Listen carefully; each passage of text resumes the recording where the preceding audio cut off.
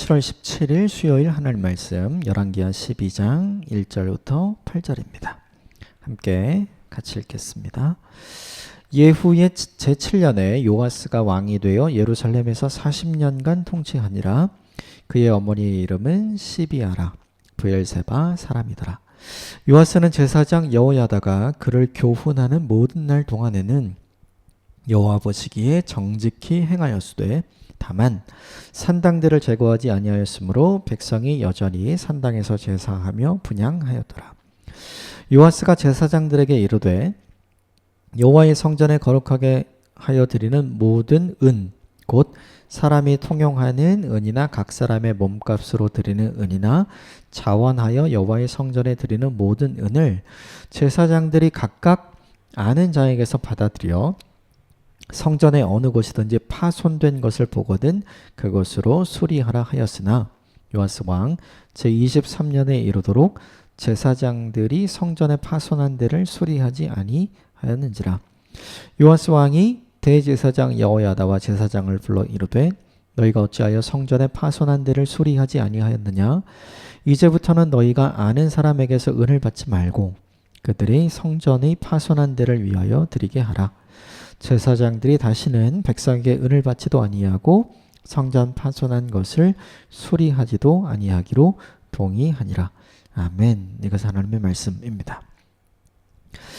오늘 본문은 이제 요아스가 드디어 왕 위에 오르고 요아스가 가장 먼저 한 일이 무엇인가? 성전 수리하는 일인데 어떻게 그 일을 하게 되었는가? 그리고 요아스의 인생이 어떠했는가를 잠깐 보여주는 장면이 나옵니다. 오늘 본문도 몇 가지만 좀 살펴보고 우리에게 적용해 보도록 하겠습니다. 먼저 1절과 2절 말씀 같이 읽겠습니다. 1절 2절 시작. 예후의 제7년에 요아스가 왕이 되어 예루살렘에서 40년간 통치하니라. 그의 어머니의 이름은 시비아라 브엘세바 사람이더라. 요아스는 제사장 여호야다가 그를 교훈하는 모든 날 동안에는 여호와 보시기에 정직히 행하였으되. 요아스가 여호야다의 살아있을 동안에 여호야다가 요아스에게 가르쳐준 거, 그러니까 당신은 하나님의 사람입니다. 당신은 하나님의 말씀을 잊으시면 안 됩니다. 하나님의 사람으로서 이렇게 해야 합니다. 이런 것들을 잘 가르쳐 주었던 것 같아요. 그러니까 요아스에게 여호야다는 사실은 좋은 선생님이었고 좋은 멘토였던 거죠. 좋은 선생님에게서 좋은 가르침이 나오고 바른 가르침도 나오죠. 그래서 결국 그 좋고 바른 가르침을 통해서 요아스는 좋은 신앙인이면서 동시에 바른 신앙인이 되어갔던 것 같아요. 이제 이 본문에서 우리가 생각해야 될 게 하나 뭐냐면 사람은 어떻게 배우는가? 사람에게 남는 것이 무엇인가? 생각을 해보면 누군가에게 배운 대로 우리가 살게 될까요? 아니면 누군가가 어떻게 사는지 본 대로 우리가 살게 될까요? 안타깝게도 우리는 배운 대로 살지는 않는 것 같아요. 우리는 어떻게 사냐 하면 본 대로 살아요. 그래서 쉽게는 이제 가정에서 부모님의 모습을 본 대로 자녀들이 하지 부모님에게서 배운 대로 하지 않아요. 그래서 무엇보다 중요한 게 뭐냐 하면 내가 보여준 게 그에게 남는 거다라는 걸 인식하며 사는 게 굉장히 중요하죠. 이율배반적인 가르침이 굉장히 많잖아요. 말은 제대로 가르치는데 삶이 제대로 되지 않은 게 얼마나 많아요. 그걸 다 보거든요. 그리고 다 알거든요. 그래서 이렇게 되는 거죠. 나도 어떻게 해야 되는지는 알지만 그렇게 안 살아도 괜찮아 라고 생각하게 되는 이유가 바로 거기서 나오는 거죠. 그런 면에서 본다면 오늘 요아스는 오늘 본문에 여호야다가 그를 교훈하는 모든 날, 그게 잘 가르친 것으로 볼 수도 있지만 여호야다라는 사람의 인생이 요아스 보기에 얼마나 보기 좋았는가, 이걸 보여주는 거죠. 그러니까 여호야다가 굉장히 잘 사는 거예요. 좋은 모범을 보여주는 사람이었고 그리고 진짜로 하나님을 어떻게 사랑하는지, 그리고 하나님의 말씀을 어떻게 실천하는지를 보여준 사람. 그러니까 요아스의 입장에서는 여호야다가 닮고 싶은 사람이 되는 거죠. 이게 되게 중요해요. 우리 모두가 일생을 살아가면서 예수님 닮아야죠. 예수님은 성경 속에만 나오잖아요. 그렇죠? 성경을 읽고 성경을 묵상하고 우리가 실천하면서 예수님 닮아가기도 하지만 더 중요한 건 현실적으로 보았을 때 나도 저 사람처럼 살아야 되겠다 라는 사람이 우리에게 있는 게 되게 중요하거든요. 그래서 그런 사람이 저와 여러분에게 있었으면 좋겠어요. 저 사람이 진짜 예수님 같구나. 그러니까 그런 사람의 삶을 내가 따라가야 되겠다고 할 만큼 생각이 드는 사람. 그런 사람이 저와 여러분에게 있게 되었으면 좋겠고, 거기서 멈추지 말고 한 가지 더 나아갔으면 좋겠는 건 오늘 여호야다가 요아스에게 그런 사람이 되어준 것처럼 우리가 다른 많은 사람에게 말고요, 내 가족에게 그런 사람이 되면 좋겠다 이 생각이 듭니다.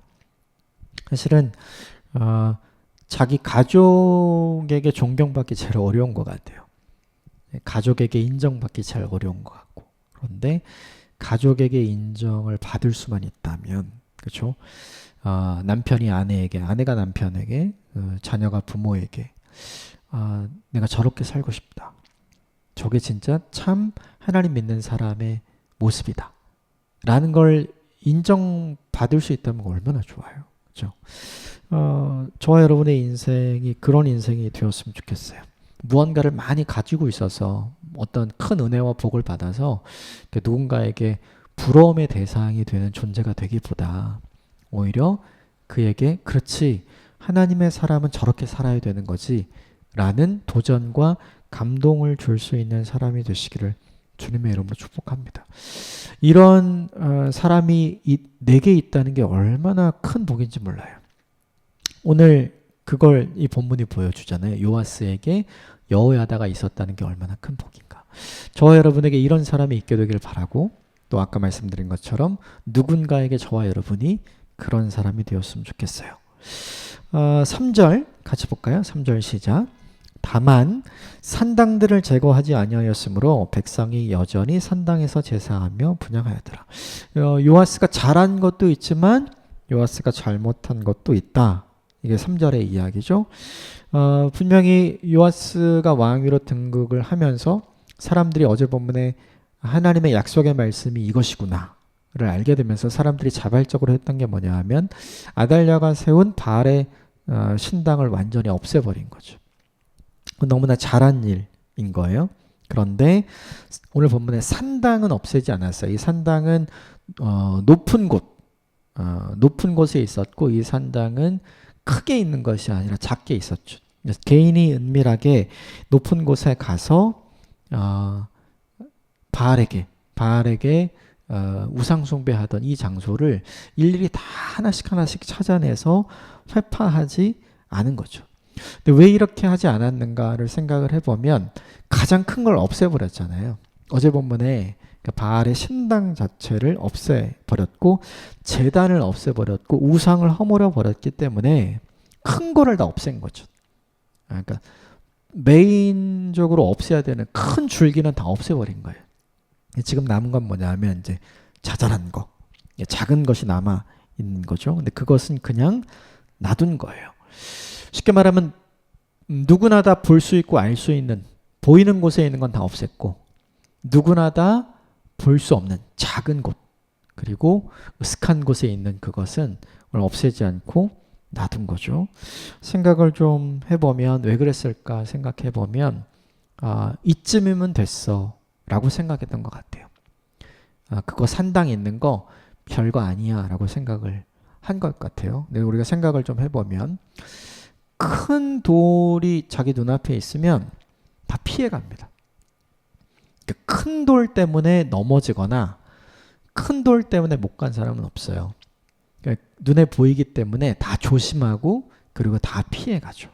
근데 우리가 어느 때 걸려 넘어지냐면 큰 돌이 아니라 작은 돌, 눈에 보이지 않는 작은 돌, 거기에 발끝이 걸려서 넘어지는 거거든요. 생각을 해보면 언제 우리가 넘어지는가?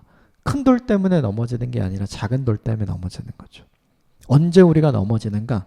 큰 죄 때문에 넘어지는 게 아니라 우리가 생각하는 이 정도는 괜찮아 라고 생각하는 작은 죄 때문에 넘어지는 거예요. 그래서 이 본문이 우리에게 보여주는 반면교사가 있죠. 이게 뭐냐면 이 정도는 괜찮아 라고 생각하는 그 부분이 있잖아요. 그 부분을 하나님께서 어떻게 생각하시는가를 보여주는 거죠. 그래서 우리가 주목해서 없애야 할 것이 뭐냐 하면 우리 인생의 큰 잘못들이 아니라 우리 인생에 이 정도는 다 괜찮아. 누구나 다 이런 거 하고 살아. 라고 하는 그 부분. 그 부분을 우리들이 없애는 것이 얼마나 중요한지를 이 본문이 보여주죠. 큰 거 없앴다고 다 된 게 아니죠. 작은 것까지 끝까지 없애는 일이 누구에게 필요하냐면 사실은 요아스에게 필요했던 건데 우리에게 필요했던 건데 우리도 이런 거 손 놓고 있지 않나. 오늘 이 본문이 우리에게 한 번 더 생각하게 하고 경종을 올려주죠. 오늘 이 본문의 3절의 모습은 저와 여러분의 반면교사의 모습으로 닮지 않는 기본의 모습으로 갖고 가면 좋을 것 같아요. 이후 4절부터 5절까지 성전에서 들어오는 모든 성전세, 사람들이 내는 헌금, 또 사람들이 내는 인두세, 주민세, 또 사람들이 내는 기꺼이 내는 이제 성전을 관리하기 위한 이 성전세를 가지고 요아스가 하라고 했던 일이 있어요. 5절만 같이 읽어볼까요? 5절 시작. 제사장들이 각각 아는 자에게서 받아들여 성전의 어느 곳이든지 파손된 것을 보거든 그곳으로 수리하라 이렇게 얘기하죠.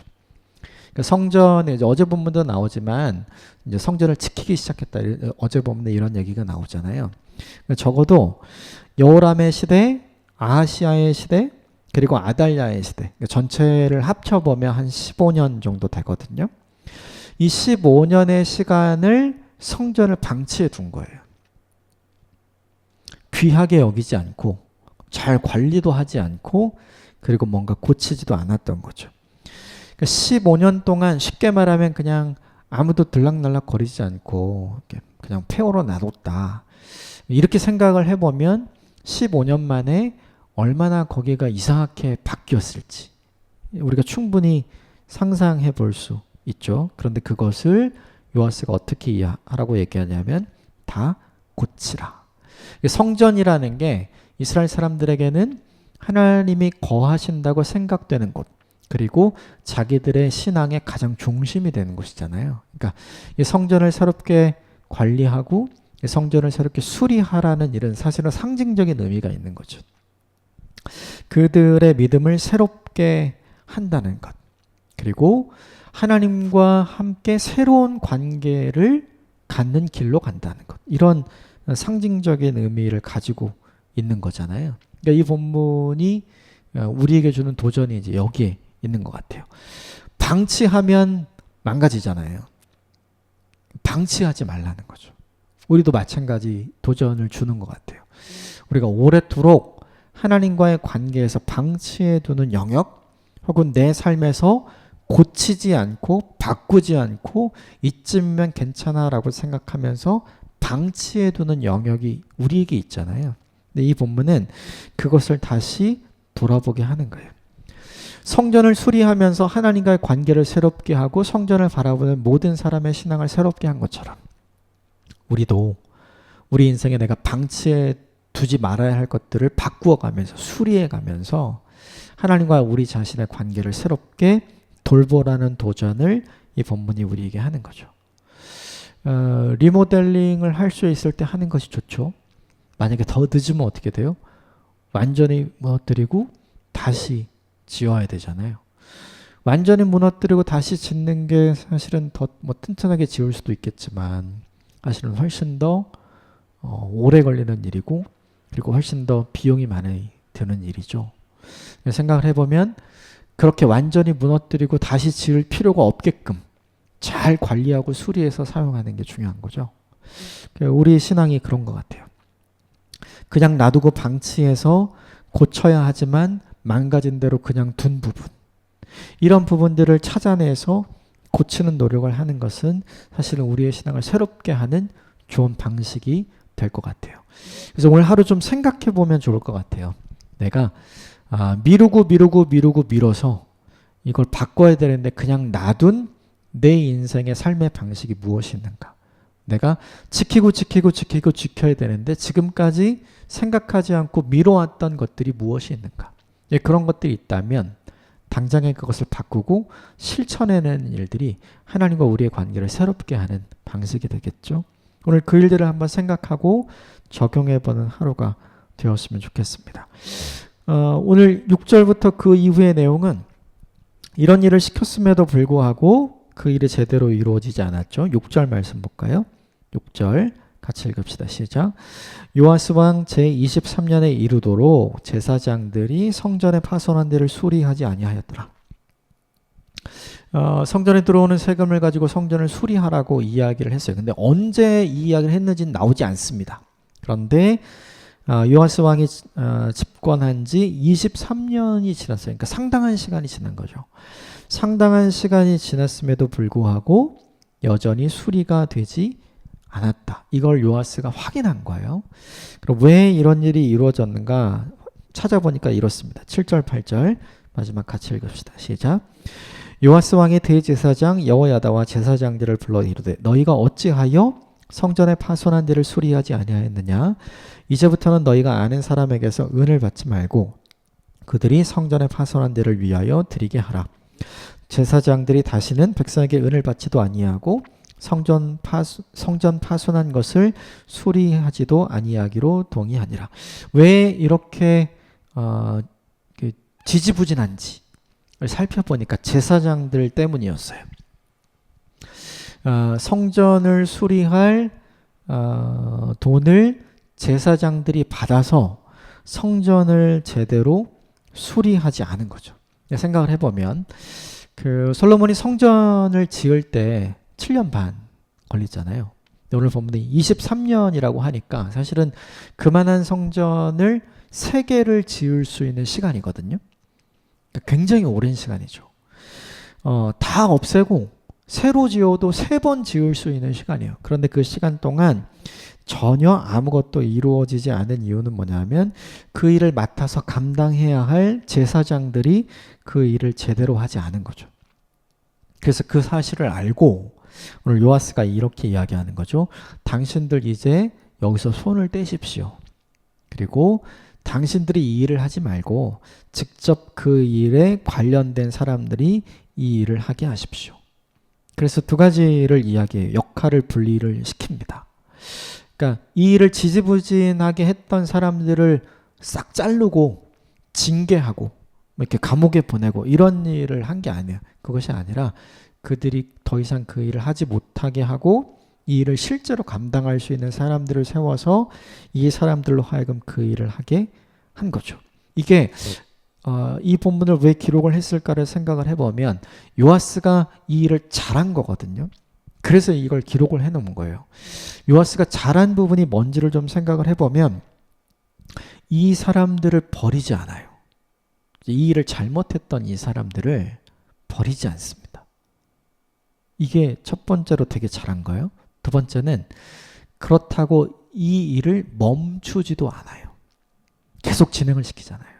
다른 사람들을 세워서.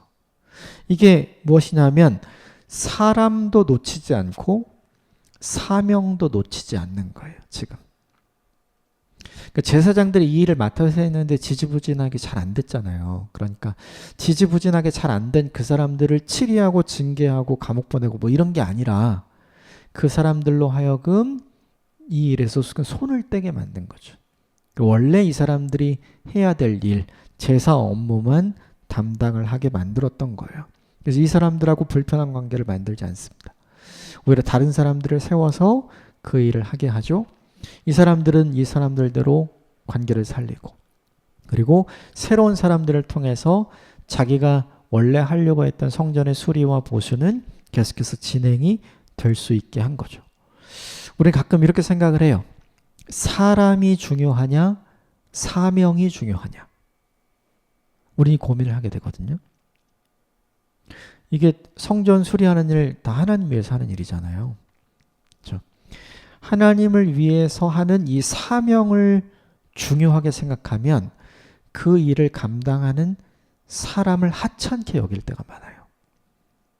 그래서 사명을 이루기 위해서 사람을 버리거나 사람을 혹사시키거나 사람들을 무시하는 이런 일들을 하기가 굉장히 쉬운 거죠. 그런데 오늘 요아스가 잘한 건 뭐냐 하면 사명이 중요하냐 사람이 중요하냐 둘 중에 하나 양자택일을 한 게 아니에요. 사람도 중요하고 사명도 중요하다. 제사장들도 중요하고 성전도 중요하다. 이 둘 다 중요하게 여기는 마음으로 솔루션을 찾은 게 누구냐 하면 오늘 요아스. 이걸 너무나 잘한 거죠. 우리는 이렇게 생각해요. 둘 중에 하나를 선택하고 집중해야 된다. 그런데 오늘 본문에서 그러면 안 되는 영역이 있다는 걸 보여주는 거예요. 사명과 사람은 둘 중에 하나를 선택해야 하는 문제가 아니에요. 둘 다 중요하거든요. 그래서 오늘 요아스는 둘 다 살리는 방법을 사용하죠. 많은 그리스도인들 중에 상처받고 어려움을 갖게 되는 많은 사람들 중에 어떤 부류가 있냐면 사명 때문에 사람을 귀하게 여기지 않는 리더를 만날 때 굉장히 힘들어요. 그냥 이 사명을 이루기 위해서 이 사람들을 막 부속품처럼 쓰는 사람들이 있거든요. 근데 그런 사람들을 만났을 때 사명을 위해서 같이 헌신하기도 하지만 이 사명을 위해서 헌신하면서 굉장히 큰 상처를 받는 사람들이 많이 등장을 하거든요. 네, 요아스는 그렇게 하지 않은 거죠. 물론 오늘 본문은 분명히 이 사명을 감당하는 이 사람들이 잘못한 거긴 하지만 이 사람들이 해야 하는 두 가지 일, 성전에서 일어나는 예배도 섬겨야 되고 제사도 섬겨야 되지만 또 보수하는 일도 섬겨야 했었잖아요. 근데 이 일이 둘 다 감당할 수 있는 일이었다면 그렇게 했겠죠. 근데 제사장들의 입장에서 이 일을 둘 다 감당하기 어려운 일이었던 것 같아요. 그래서 이렇게 오랜 시간 동안 그 일이 이루어지지 않은 거죠. 만약에 요아스가 일부러 제사장들이 그랬다면 그렇죠? 치리했겠죠. 그런데 치리하지 않은 걸 보면 그렇죠? 일부러 그런 게 아니라는 사실을 알았던 것 같아요. 그래서 이것은 그들을 징계하고 치리해야 될 문제가 아니라 감당해야 될 일을 나누어 주고 할 수 있는 영역의 일을 분리시켜 주는 게 맞다라고 요아스가 생각한 부분이 너무나도 잘한 부분이죠. 정리하면 이렇게 돼요. 저는 오늘 함께 나누었던 말씀 중에 이 부분이 굉장히 중요한 것 같아요. 우리에겐 하나님이 주신 사명도 중요하고 우리가 해야 될 일이죠. 또 그 일을 함께 하라고 불러준 사람도 중요해요. 그런데 사명을 중요하게 생각하다가 사람을 잃어버리는 사람이 되지 않는 것이 너무 중요하거든요. 이 일을 잘 감당하는 저와 여러분이 되기를 주님으로 축복합니다. 사명도 중요하고 똑같이 사람도 중요하게 여길 줄 아는 오늘 본문의 요아스의 마음을 가진 하나님의 사람이 되시기를 주님의 이름으로 축복합니다. 함께 기도하겠습니다.